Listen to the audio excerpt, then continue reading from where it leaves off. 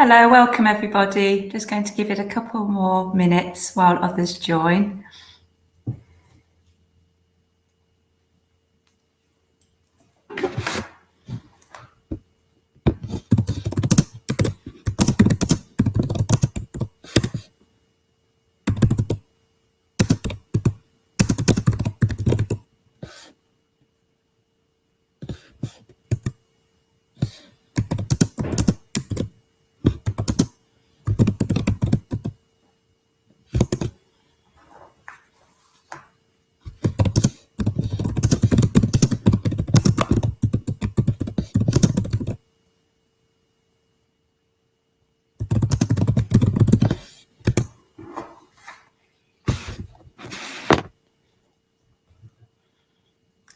As it says, please do type any questions you may have, and we will try to get to these either directly or in our Q&A session. We'll aim to start at 3:05.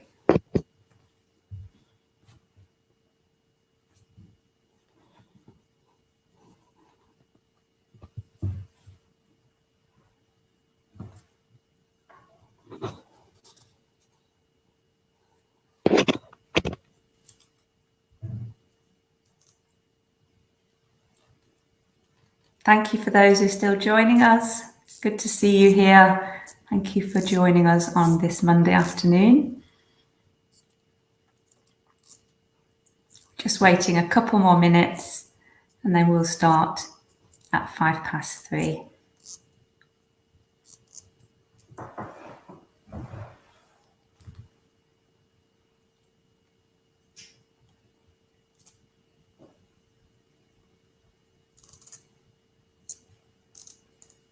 Please, if you have any questions, do type them in the box and we will try to respond immediately, or we will collate them together for the Q&A session.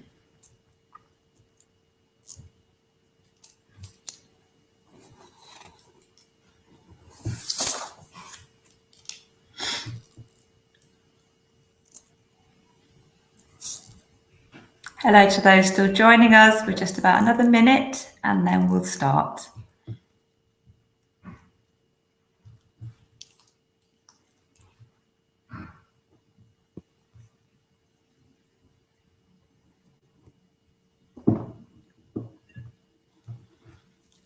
If you've got any questions at all, do type them in the box and we'll pick them up either straight away or during our Q&A session. I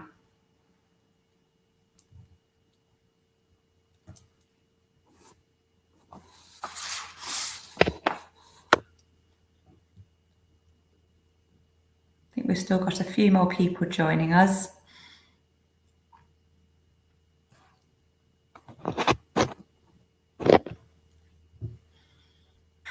You're from anywhere else in the world apart from England, do say, or even just say where you are based in the UK. That would be useful to know. It's nice to try and get to know people a little bit on these webinars because they're quite difficult otherwise in this world we're in where we don't see everybody.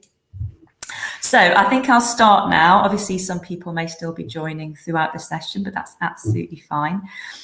So welcome to the National Extension College and University of East Anglia's information session. Here we've got about an hour. I think we've got a 30-minute presentation, and then there's a section for question and answers. So I'm Esther Chesterman. I'm the CEO of the National Extension College, and a warm welcome to my colleagues presenting with me today. So we have Gemma Standen, who's the Widening Participation Officer of University of East Anglia, and a lovely wave there from Gemma, and ably assisted by National Extension College Kirsten Butler, who's our Student Services Advisor, waving there to you, and a real expert on UCAS. She won't like me saying she's an expert on UCAS, but try her out and you may find out. So thank you for joining, and the session I think is really going to be of interest to a wide number of you, I hope. The things that we're going to be covering, an introduction to the National Extension College, so we'll show a little video, if that's okay, of who we are, and then we'll put a presentation forward which really explains different routes you might be taking to university. where you can find out more information on those routes, and also the sorts of information that National Extension College can offer, as well as other distance learning providers. I'll then hand over to Gemma, who will take you through quite a sort of detailed explanation of the sorts of support you can expect to have at university, because you may come from a slightly different route to university. And Gemma and the University of East Anglia, I've got a good set of slides there that will hopefully assure you and give you some thinking around what you can access once you're there. I'll run through some dates at the end, just some key dates if you're looking to progress now, or you're looking to progress next year. So the sorts of things that you might need to know imminently. And then, as I said, a very open panel discussion, question and answer around any aspect you may have around routes to university. We'll try our best to answer. If not, we will take those questions away. And just so that you know, those who registered via Eventbrite, we do have your email, so we will be sending on the slides afterwards. So don't worry if you're missing a web link or somebody's name or their email address. You will receive the slides, so you'll be able to look back to them. And obviously you can access the recording on YouTube as well. So, National Extension College, you may be new to the world of distance learning, but National Extension College is the distance learning provider. Started many years ago, really as a traditional postal correspondence course organisation, but we've moved on greatly from that time, and we provide education to a wide number of students, mainly in the UK, but internationally as well. And we specialise in A-levels and GCSEs. And our whole remit from a charitable perspective is around widening participation, offering lifelong learning opportunities to people for whatever reason that distance learning is their choice. So it could be that is somebody who is needing to access a qualification for a career change, or somebody who a physical environment of an education institution isn't quite right for them. And I'll look more into those types of case studies later on. I've got a short video here for you now. Rather than listening to me explain, we've had some experts put together who National Extension College is, and hopefully, you know, it talks about us, but hopefully it'll give you a feel for how a distance learning provider operates and how online learning looks in 2021. Thank you. What is it like to learn online with NEC? When you learn online with NEC, you're in charge. You can study when, where, and how you like, alongside your other commitments. You set your own study timetable. As an educational charity, our main aim is to support you throughout your course. Start by choosing the course you want to study, then enrol online or by phone. Our experienced and friendly course advice team are here to advise you. We offer flexible payment plans to help you spread the cost of your course. Your highly qualified personal tutor will guide and help you progress. We'll send you login details so you can start your course. Our Getting Started section will help you find your way around. Our high-quality learning materials are developed by experts who know what you need to learn and practice to succeed. You can access your course at any time. Share ideas with other students on the discussion forums. Study your course online in a way that suits you, or print resources and study offline. Courses have a clear structure with sections and topics.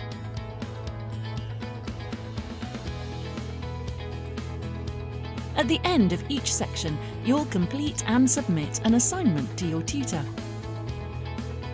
Your tutor will give you valuable feedback to help you progress.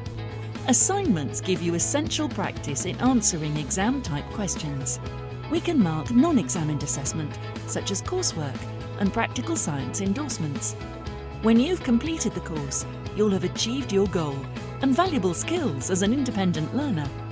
As your next step, talk to our course advice team if you have any questions. When you're ready, enrol online or by phone. Remember, NEC is here to help you achieve your goals.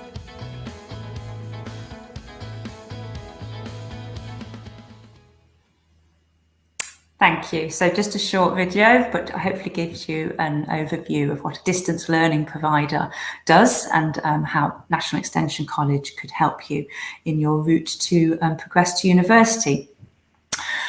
So who might you be? You're obviously a number of different types of people with different journeys and different routes to qualifications and careers.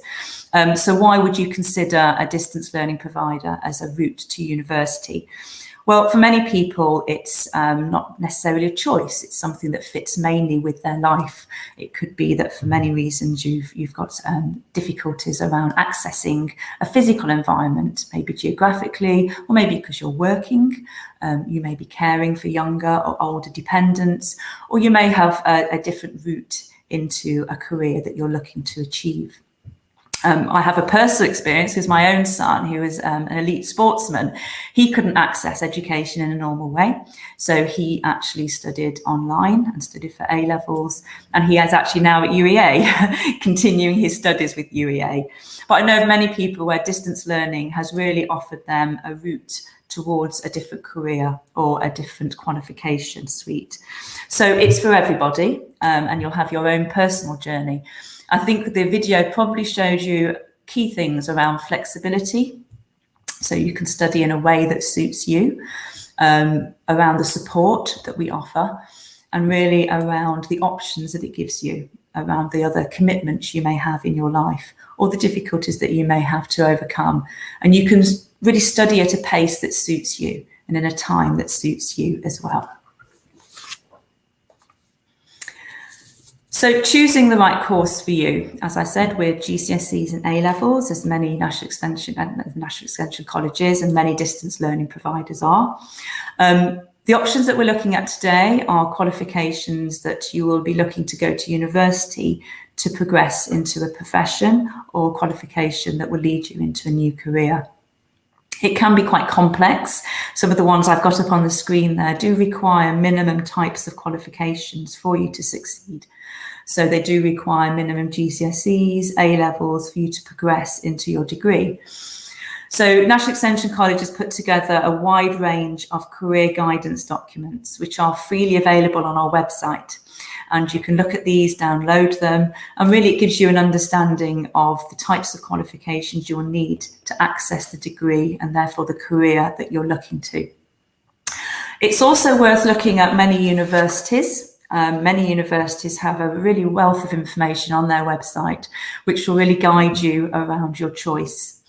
I'd also signpost you to the National Careers Service. They're really good at really describing lots of different careers you may not even have thought of. So it may be a skill or an interest that you've had, and that you're looking actually to see whether that's something you can pursue a career in.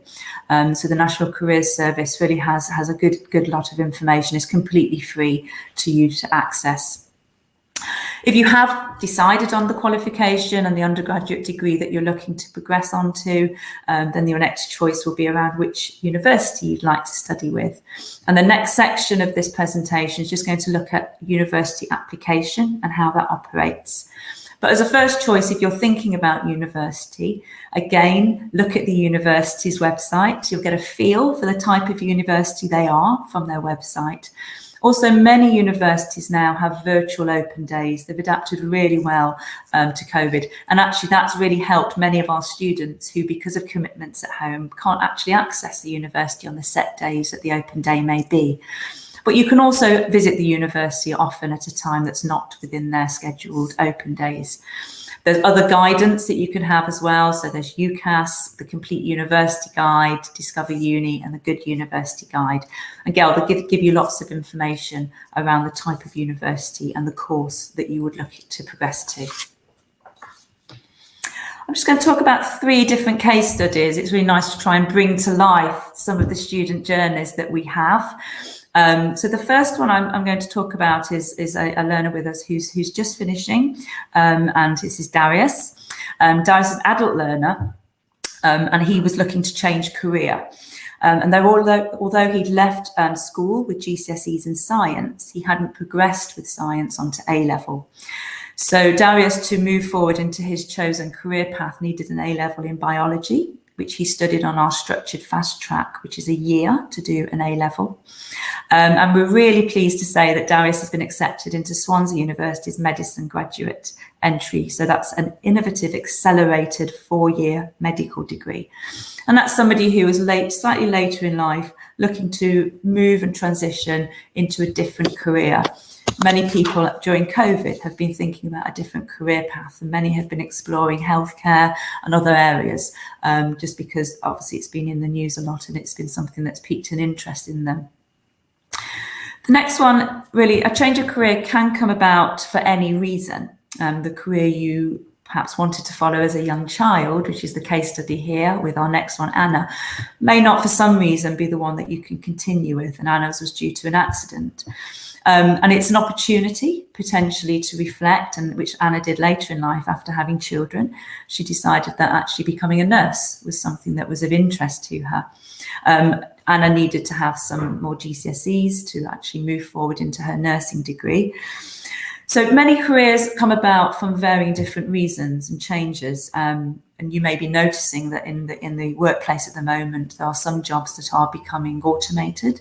There are some areas of skills that are developing, perhaps from traditional skills that people have grown up, sort of looking at, to slightly different skills. And it's a time to reassess and look at your life journey and perhaps make a change, as Anna did very successfully, moving into a nursing degree.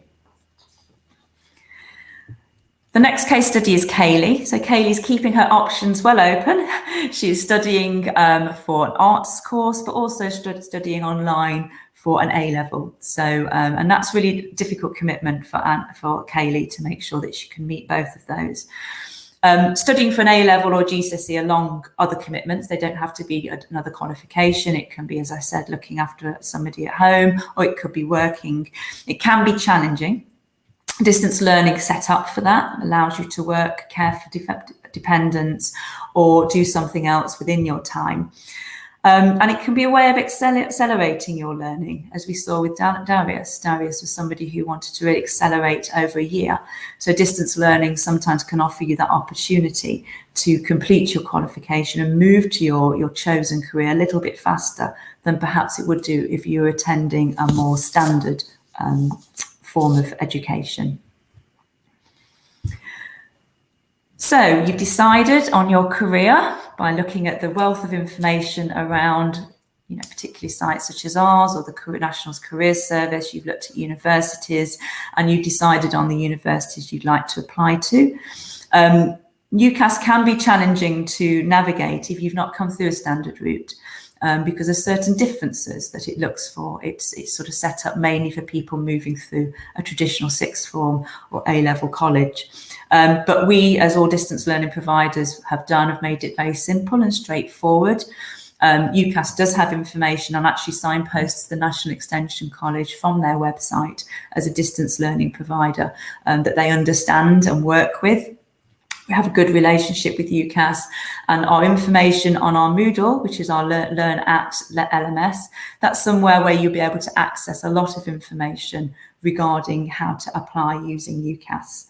As I said, go to their virtual open days, have a look at what it is that you want to have, from your qualification, and you'll be able to see on the UCAS application which 4 or 5 universities would be the best ones for you to put down. Gemma will, I'm sure, explain a little bit more about that transition in her section. As I alluded to, there are slightly differences when you're moving from a distance learning provider or a non-standard education background to UCAS, but it is straightforward if you follow the steps. And if you work with the university that you're looking to apply to, their admissions officers will really support you through those steps as well. There's some that are specific to an organisation such as ourselves, such as National Extension College. So if you're working through the UCAS form, our advisors such as Kirsten will be able to help you and give you the information you need to put down the qualifications. One key aspect of your application, which Gemma and her colleagues will be looking at, is the personal statement. And your journey will be unique. You'll have come from a slightly different background, perhaps from other learners who are applying to university. And that's a great strength in your application, a great strength in your personal statement. We do have a UCAS service, and our tutors will be able to help you draw out those strengths. It may be that you feel that some of the qualifications you have don't quite look as a standard qualification would look. You'll have skills that you've developed either in work or from your life, and you'll have skills that you've developed through carrying out distance learning. And we'll be able to support you to craft your personal statement, but really excels around the competencies and the qualifications that you've developed in your personal journey. And that's what the universities want to see. How have you got to this choice? And how have you been able to gain the skills and qualifications that make you an excellent student for the university? So we'll be able to support and guide you with that, because we have many students coming to us from slightly different backgrounds. So some very happy, smiley students there. So once you've submitted your UCAS application to your universities of choice, you'll need to wait to hear from them. And there are set dates when the universities will respond to you with whether they are accepting or they're rejecting your application. But we can support you. So there are lots of routes around really progressing if you don't get the choices that you looked for. You can speak to us around that, and we can actually support you around looking at clearing and UCAS Extra, which are options. And also the university that you are applying to. It's really good to have a conversation with them, because it may be something specific about your background, perhaps that wasn't picked up on your personal statement, or that you feel is good to amplify with the admissions officers at that point. And it may be that, you know, they feel a conversation is useful to see whether the fit is right for you and that university and that course. So I'm now going to hand over to Gemma. So Gemma Standen from the University of East Anglia, who's going to run through the transition aspect of university and what sort of support to expect when you actually move on to university. Thank you, Gemma. Thanks, Esther. Hi, everyone. It's really nice to meet you all virtually. Just to quickly pick up on that question that's just popped up in the chat, UCAS Extra is basically an additional service that UCAS added to their application stream, which means that if you don't get any form of an offer, you can apply for more courses, one at a time, typically, until you're made an offer. It's a really good system, and that you can find more information about it on their website. So yeah, please do go have a look. Anyway, sorry, distraction aside, I just wanted to answer that quickly before we moved any further. I'm here to talk to you guys, as Esther's already said, about transitioning into university and the support available. Now, one of the first things I really want to say is that despite the fact that you'll see UEA all over my presentation slides, my role is very much about supporting people into university more generally. So I'm not precious. If you don't want to come to UEA, that's absolutely fine. But I can obviously point you in the right direction for some information and sort of help you strengthen personal statements, answer inquiries about entry requirements and that type of thing. But we'll come on to that a bit more in the presentation. One of the first things I really wanted to say is that it's perfectly normal and reasonable to have questions or concerns about starting university. So as Esther's already mentioned, asking admissions officers and approaching universities about any concerns, questions, or anything otherwise that you have in mind is a good thing to do. Most universities and colleges who offer degree programmes will have their own mechanisms in place to support the transition for students. But as I mentioned, because I work at UEA, I'll be using us as an example, really, of the types of things that we do to help our students transition successfully into their courses. And obviously, that might provide you with some food for thought to ask any universities you might have already applied to or be applying to in future. So you can think of things to ask them when you attend open days, whether that's in person or virtually, because many of us have actually put a lot of our stuff online as well, which makes it very, very, very handy if you're not local. So first off, we're just going to talk a little bit about preparing for course. Ultimately, I think this is one of the most popular questions I get, other than will I be the eldest person on my course, which is, you know, what can I do to prepare? Over the transition period, you might well be keen on getting the ball rolling, doing preparatory reading, work, and anything like that. However, one thing I would always suggest doing is just keeping an eye on your emails. It sounds very easy. But if you're applying to university and the university or college expect you to do anything in advance, they will let you know, and they will usually let you know via email. They might send you a reading list or some textbooks you might want to have a look at before you start your course. But if you don't hear anything, there is no expectation. You may also wonder about what to expect from the ways that universities teach. And, you know, if this is different to the teaching you may have experienced in the past. So lots of institutions will be running and have been running online talks and sessions to help you gain a little bit more insight into what to expect from sort of like a physical lecture or a seminar.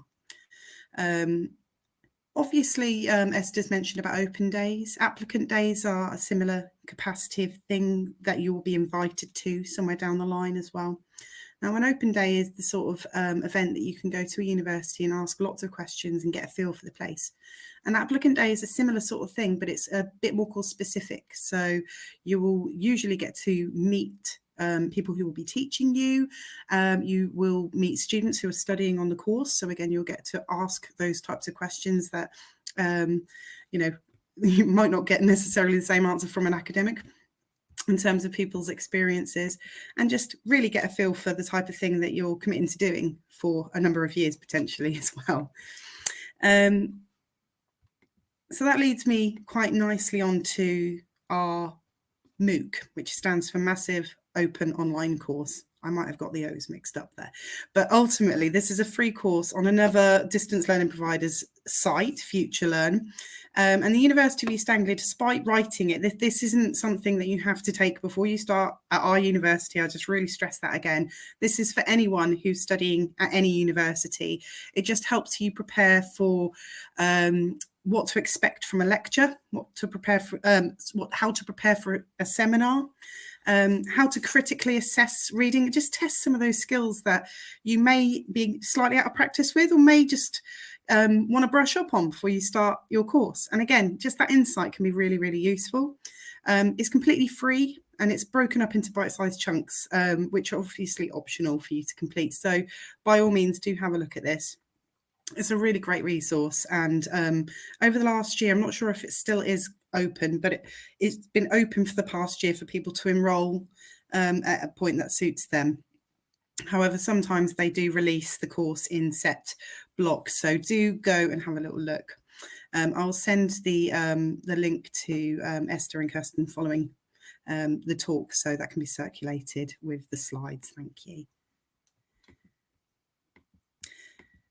So next up, I'm going to talk a little bit about support services. So obviously, again, this is going to be pretty much different per institution, but the crux of this slide will show you the breadth of support that universities will put in place for students. So again, just acting really as an example of the types of things that you can come to expect really from what your fees will pay for.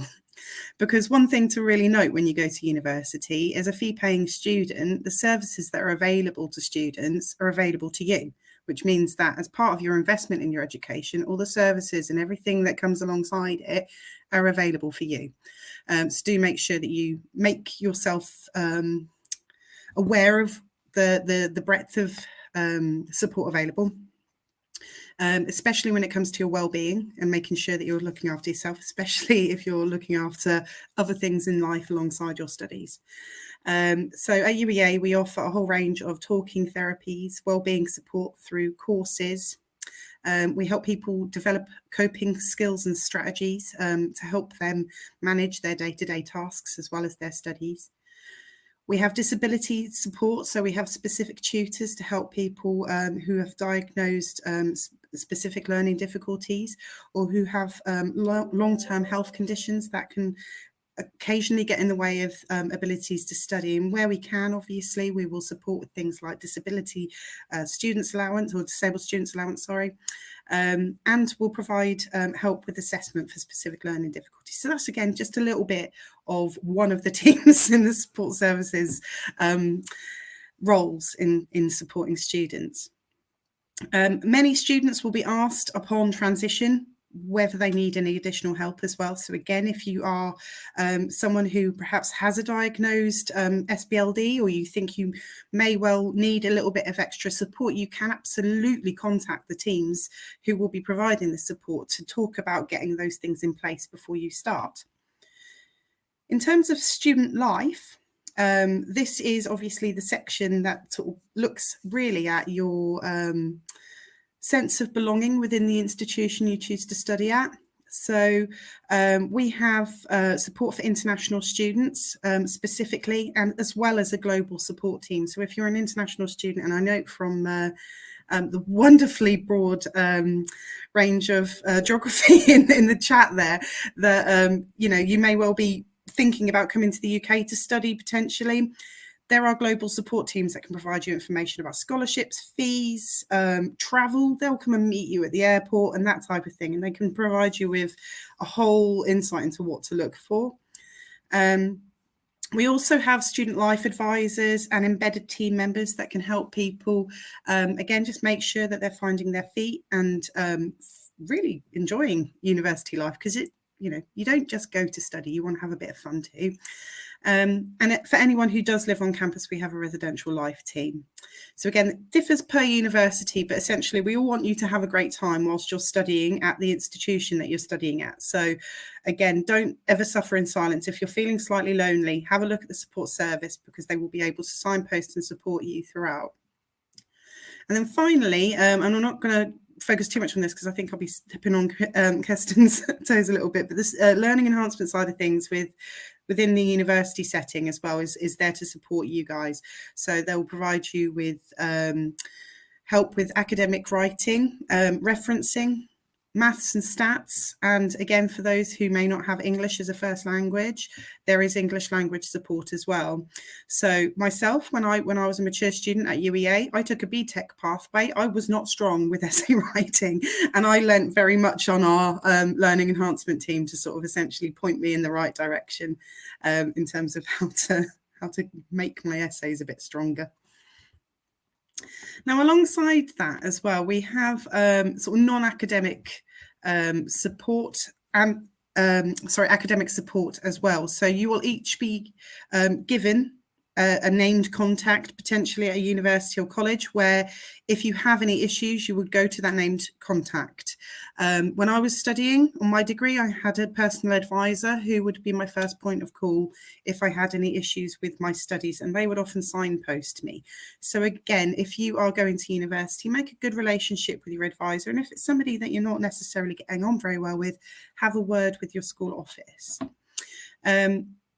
You will, again, be signposted to study materials, services, and all of those types of things. My personal advisor was brilliant at helping me figure out texts and things like that to use within my essay. So they're really, really good. And they also signposted me to relevant services, and they were invaluable to me.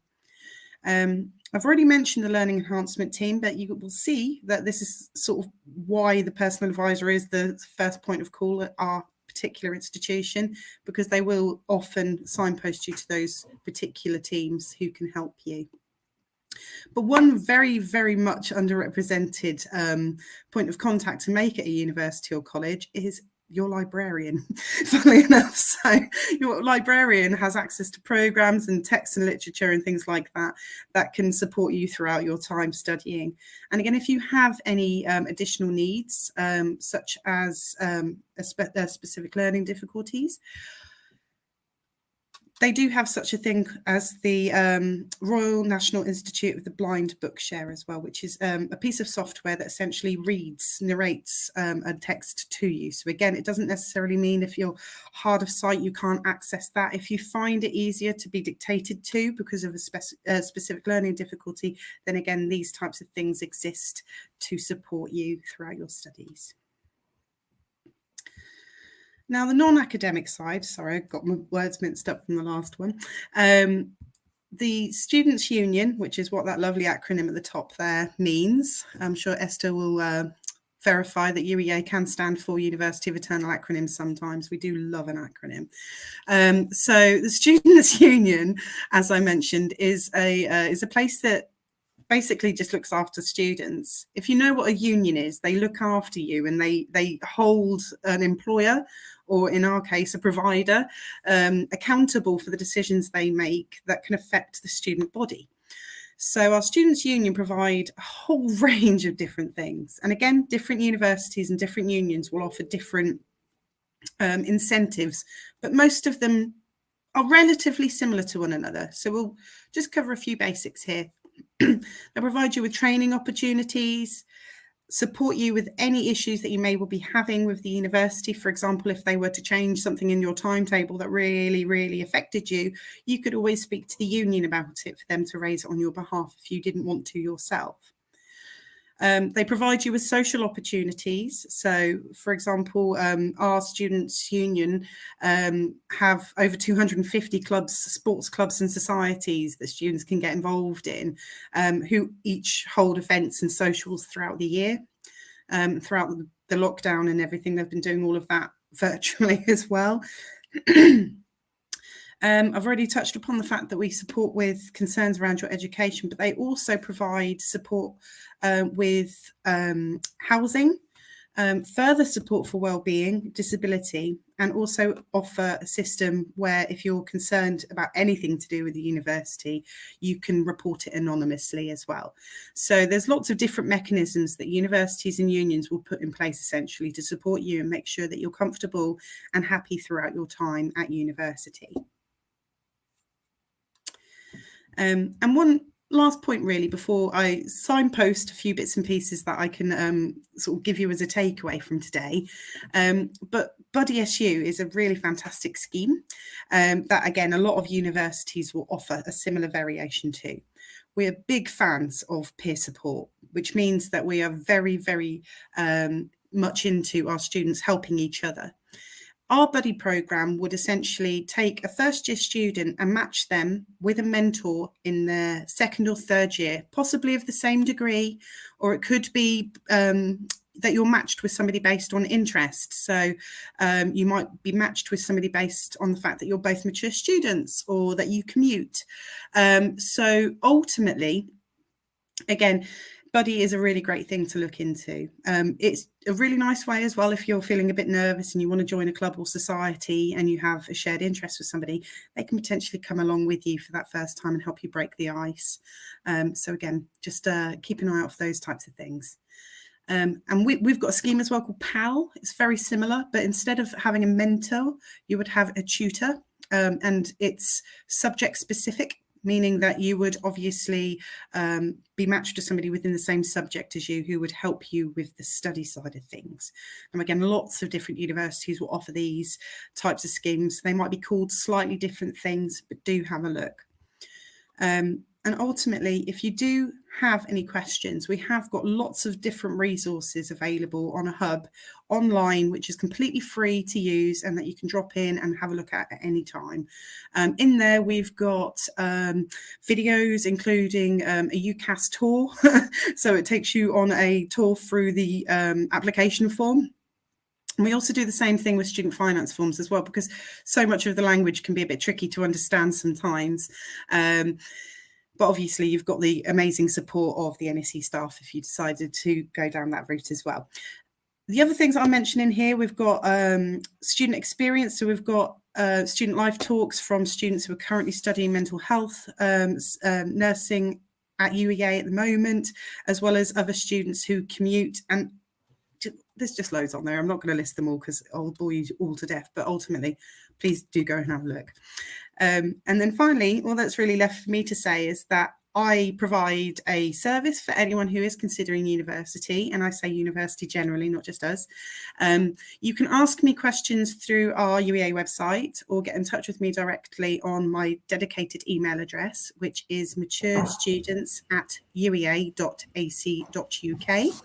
Again, I will share this with you guys to share with you after the talk. And if you're interested as well, I offer individual support sessions. So you can book in a virtual meeting with me directly to discuss anything that you're thinking of, even if it's a case of I have some qualifications, I'm not really sure how to apply them to entry requirements from universities, I can help you. I'm not the only person that has a role like mine as well. So if there was another university you have in mind, I can potentially see if I can find a point of contact to support you with as well. But yeah, by any means, if you have any questions for me today, do let me know, and obviously make the most of the session. It's been fantastic to be invited along. Thank you, Esther. That's me. Thank you, Gemma. Fantastic. Thank you. It's so wonderful to see the great range of support that UEA offers. And I know this from personal experience with my son.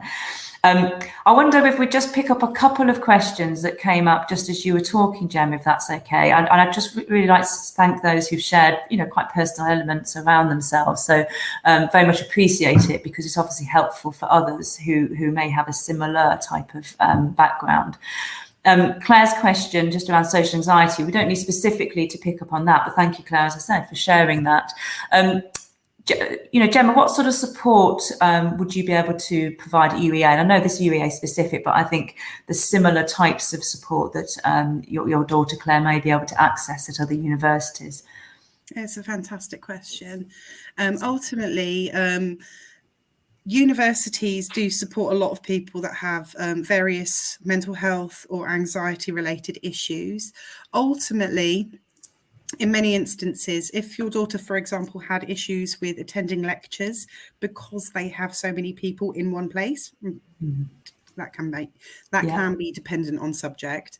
But if, for example, they were nervous about that, we could potentially look at ensuring that tutors and lecturers are aware that your daughter won't be attending those particular sessions, and ensure that your daughter has a recording and the presentation slides, and then the ability to book in with the academic advisor or the lecturer of that particular session to catch up with any notes or answer any questions they may well have as a result of that particular session. Seminars are much smaller. And again, in this particular instance, it may well be beneficial for your daughter to meet up with somebody who's like a buddy, or sign up for the Buddy as You scheme, because again, you can get matched with somebody who can gently ease you into those types of environments to make them a bit more second nature. And obviously, if anything is then triggering for your daughter, you can go back to support services to realign any support mechanisms in place. That's great. Thank you, Gemma. Hopefully that's helpful to you, Claire. And just another one to pick up on. I've lost it actually. Hold on. Katie Adams. So Katie, thank you again for sharing that. You had to abandon a qualification. I think we'll talk more broadly then around sort of evidence. What sort of evidence would a student need when at university to access the services, and any adaptations that they may be looking for their studies or qualifications? Anything you can sort of answer on that, Gemma? Yes, so I know this becomes a sticking point. I'm really sorry that happened to you, Katie. That is tough. It's very, very tough. Essentially, it can take a while to occasionally get a diagnosis through going through the standard GP route. With our specific disability officers, they will work with students to help them gain that diagnosis. So in some instances, they may well ask you to pay for a test. I know in some instances, for example, some of our students have been diagnosed with specific learning difficulties like dyslexia, ADHD, whilst they've been studying. Some even have been diagnosed as on the spectrum throughout their courses as well, and that's with the support of our disability support team. So my first piece of advice really would be to talk to any universities that you may well be considering at the moment, Katie, and see what support and help they can provide you with that, and any recommendations they can make to you in advance of that as well. There is some fantastic guidance on our resource centre for the disabled students allowance, which again provides you with a bit more information about where to seek out that evidence, which not only will provide you with that additional help to get equipment and resource to support your study, but will also help you to get that in place with the university as well. Now, I know a lot of people, it's very common, particularly over the last year as well, that a lot of people have been diagnosed with very challenging mental health conditions and anxieties as well. So again, the support teams are likely to advise you on what type of evidence they would need to essentially put any extenuating circumstances into place. But if you wanted to get in touch with me, Katie, so we can support further and look into that, I'm very happy to help. Okay. Thank you so much, Gemma, for that full answer. Very, very helpful. Just before we move on, just pick up a couple of other quick questions. So Eva, looking to do a teaching degree, fabulous, great degree to do. If we do have a career tracks in teaching, so you can download that from our website, but obviously different universities will have information that you can explore there, particularly if you're coming with a non-standard qualification. So they'll be able to look at your qualification and see what sort of route would be advisable for you. Sonyaya, sorry, I probably haven't pronounced that very well, so apologies. The English A-level texts, you can download a course guide, which gives you a little bit of information on the A-level English, whether that's English language or English literature, I'm presuming you're talking about there. And it will also tell you which exam board. So each exam board is very different in the UK around which set texts they offer. So it will tell you the specification and the exam board, and then you can just go to their website and it has all the information. But again, you can contact our course advice team if you wanted more information on those. And that's just been shared to you now. So I'll just finish up on a couple more slides. And then as I'm doing that, please, we'll just move into the Q&A session proper. I think we've been pretty busy with answering your questions, but if there's anything else that comes to mind, we'll try and get to those during the Q&A session. So there are a number of key dates, and I think Gemma said, watch your emails. Absolutely, do watch your emails because lots of information will be coming through to you from the universities and from UCAS. UCAS have a platform, a hub where you can go in. You need to make sure you've saved your password and your details. It's just about being pretty well organised, really. So just make sure you've got a good system in place. But again, go to support. If you've lost things, you can't find things, you think you've missed an email, please do contact. If you're a student with us, you can contact one of our students' support personnel who'll be able to help you, or with the organisation that you're studying your level 3 qualifications with, or go to the university and they'll be able to sort of point you in the right direction. We don't want administration to be the reason you miss moving on. So please, it shouldn't be there as an obstacle. It should be there to just make things more streamlined, but it doesn't always work for everybody. So just make sure you're talking and you're keeping on top of that. Great, Gemma mentioned the free MOOC that UEA do around preparation for university. So that's very helpful. National Extension College also has a couple of short courses if you wanted to look at critical thinking and problem solving. These are very useful for students, particularly if they are having to sit an examination, a test. There's the tests that are specific to particular professional courses. And if you're coming back to study perhaps either later in life or from a different route, maybe that you haven't had some of those skills embedded early on. There are free courses out there, but it may pique your interest and you want to delve deeper. If so, these are available as well. So that's the end of the presentation. I think what I'll do, if there's any questions, Kirsten, that you see that you feel will be useful to pull up, Gemma and I will attempt to answer them, but with yourself. Got a good one here from Ewan, actually. Ewan, and the pros and cons of completing 3 A-levels as an adult versus completing a foundation year at a university. Science subjects are difficult and costly to sit practicals privately. I take your point. There's a lot of universities that do offer foundation years, which obviously encompasses all the costs there. Practicals are really useful, obviously, and the awarding bodies do, the exam boards do expect practicals to have been sat. You could speak to one of our course advice team around, whether there's any options, finance options, or whether there's any options around sort of spreading the cost. Some universities specify A-levels to move straight into the year 1, but some do offer science foundation years as well. And I think it's an option. You could study your 3 A-levels with us over a period of time. So you wouldn't need to do it in the 2 years. If you could spread it longer, or you could do it shorter. So I think it would depend on your specific situation, Ewan, whether you're wanting to move to a university on a physical site, and therefore you can do that now. You can look at a foundation year, or perhaps you're looking at working at the same time and then studying your A-levels. I think they're equally rigorous, and also some universities would look at only A-levels as an option, others not. So it's best to really think about which university you're looking to study. Thank you for the question. Are there any other questions that any of the team want to pull out? So let me just see, Eva, There's a question in there, Esther, about getting into university with 2 A-levels. 2 A-levels. Do you want to take that one, Gemma, or shall I have a go? If that's all right. I was just going to say, actually, which leads on really nicely from your point about foundation years, and thank you for asking that as well, Ewan. That's a great question. Now, with having 2 A-levels, obviously, most universities will ask you to have 3 A-levels. So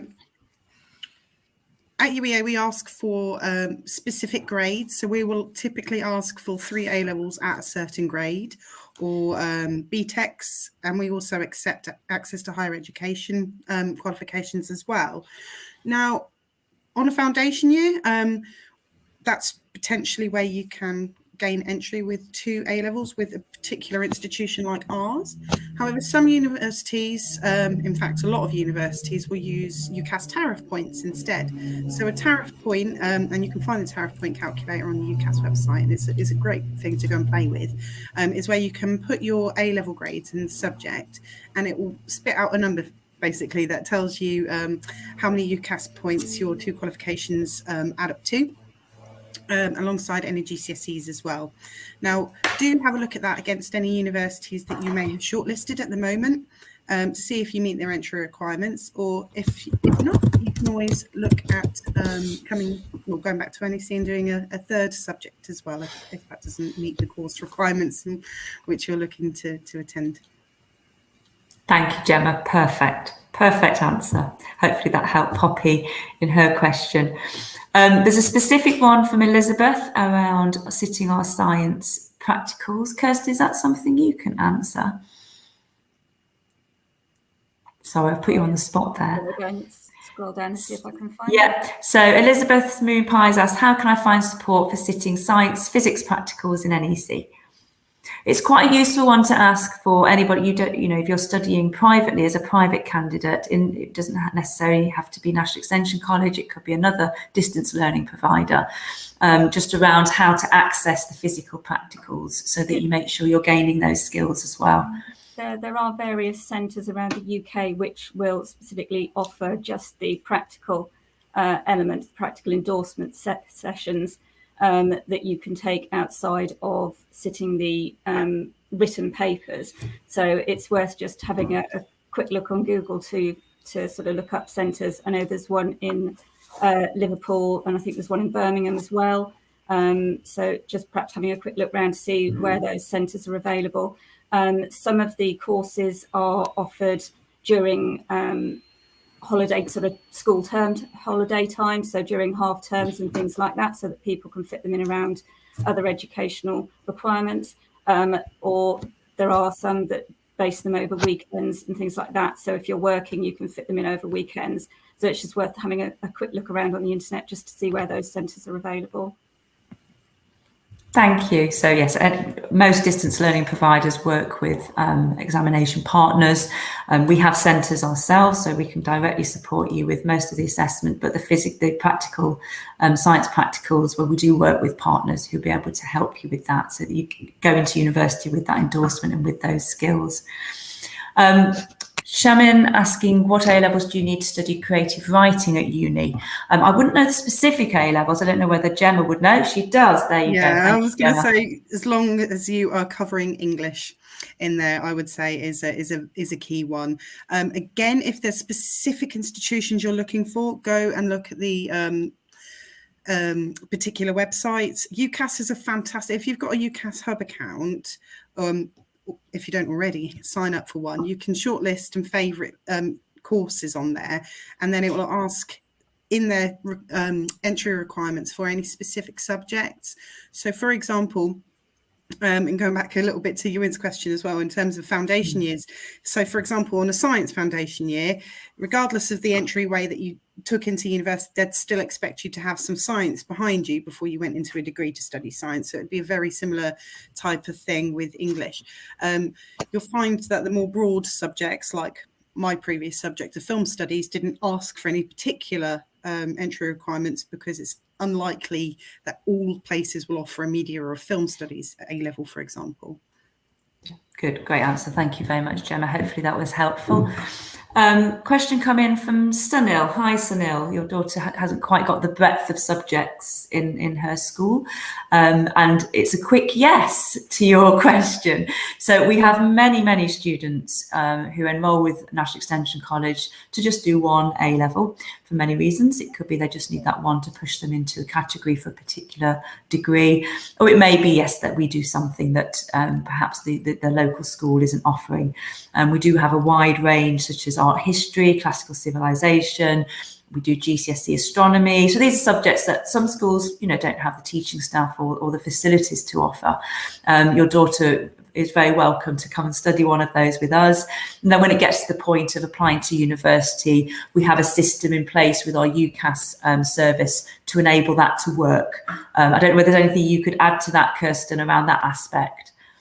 Yes, I mean, it's quite straightforward. We can either provide predicted grade and comments to the school if they are going to act as the UCAS centre for the student, or vice versa. We're happy to take comments from the student, so the school, the other educational provider, and include those with our reference if we're providing the reference. Perfect. Thank you. Hopefully that helps, Sunil. And if you need some further advice, please do get in contact with our course advice team. We'll be able to support you and your daughter. Okay, if there's no more, unless I've missed any questions. Okay, Yui, what's the best method for APL, RPL, UCAS, email course leaders, call admissions? That's a lot of questions in one. So accredited prior learning, I'm presuming that's what the APL is referring to. That's not something we at NEC will be able to support, but I wonder, Gemma, is it something that your team would be able to advise Yui on? So this is where we have this individual support sessions, my email address. So essentially what we'd always suggest you doing is contacting the admissions team for any institution you're interested in with some information about your previous education, with information about what you've been doing professionally as well, because sometimes that can make a difference, especially if you're looking to study in an area that you've been working as a professional. So yeah, I would contact the admissions team in respect of that, just to essentially see where you'd stand, because they will then come back and say, would probably need a little bit more education from you, or can you provide us with a bit more information? If you can dig out things like educational certificates, any exam certificates or anything like that, the more information essentially, the better. Thank you very much. I think it's one of those where you've come from a different journey. You may have some prior learning, prior experience that sort of stands you in good stead to progress. And as Gemma said, it's just evidencing that to the university to support them. I think a lot of universities are quite used to people having mixed portfolios of qualifications as well. So don't be afraid to ask questions would be sort of my biggest takeaway from this, really. Thank you. Thanks, Gemma. And last question before we finish. Raven, does NEC support for university entrance exams such as BMAT? We don't directly support, but we do have our qualifications that do support you prepare. So if you are needing to sit a entrance exam test such as BMAT, you're looking to move into medicine, and there's some other sectors that require them as well, then we do have support. Each university will have some guidance as well if they are sort of sitting those tests. But we do have our critical thinking and problem solving preparation qualifications that would really help you if you're transitioning from perhaps a slightly different route to university and you're just wanting to make sure you're as well prepared as possible for those. So do have a look, speak to our course advice team as well, who'll be able to put you in the right direction, but they are on our website if you just wanted to have a look through them. And there's other sort of organisations such as Future Learn who also have some free courses such as the MOOC that Gemma talked about, which may give you a little bit of an overview of the types of things that you'll be looking at in that test. Okay, we've got one. Shall we take one last one, Gemma, from Sophia? Is it better to do individual A levels or an access to higher education course? Which one looks better on a university application? I can probably second guess what Gemma's going to say there. But best. yeah, exactly. They're very different. I used to work in access to education, very different qualifications. Yeah, it's really what suits you. I'd say that all my students progressed to where they wanted to go, who were studying access. None of them had any issues. We as an organisation worked very closely with the universities and made sure they understood the route, understand the person, got that personal statement, really sort of making it clear who you are and your journey. And, you know, students progress very well from access. I don't know whether you want to add anything, Gemma. I was just going to say, how you can differentiate yourself there, Sophia, is through your personal statement. If I'm being honest, you may well have the same grades as 10 other students who are taking the same route as you, regardless of whether that's access or A level. So where you can really shine through your personality and show that university that you can be a real asset to them is through your personal statement. So yeah, I would always advise just to go down the route that best suits you, and just to have a look at the entry requirements again on any courses that you're interested in. And again, just ask questions, see if the university may not even ask you to have an access qualification as well. There are some courses that won't accept. So just make sure that you know what it is you're applying for, what requirements they need, and work on that personal statement to make sure that you and your personality shine through. I do offer support with personal statements as well, Esther, so if obviously in the future you want to run sessions for your students, I'm more than happy. Perfect. You'll be wishing you hadn't said that, Gemma. That's great. And Sophia, just if you're needing one A level, you know, this is when organisations such as ourselves can be quite useful, because you can just sort of strengthen your application with just one A level, which perhaps is a biology or maths, which is just specific to that entry. Okay, we could be here for wonderful questions. You've been a great group. I feel I've got to know you all really well, which is lovely. You've been very open and sharing your personal journeys. So thank you for that. Lovely to see people from all parts of the UK and from the world. So that's great. I thank you for joining us. Thank you greatly to Gemma. You've been wonderful, fount of all knowledge, and hopefully people now have your information, and again I'm sure you'll be getting lots of questions and sort of calls on you for individual sessions as you offered, which I'm sure others will pick you up on. Thank you as well, Kirsten, for your advice and guidance on UCAS. Very, very much appreciated. If you have any more questions, please just drop them in the comments, because it will be open, or you can contact us on the information that's been put into the chat. So there's different website links and other information that's been put there. Gemma's put up her email address there as well. And I'd just like to say thank you to everybody and have a good afternoon.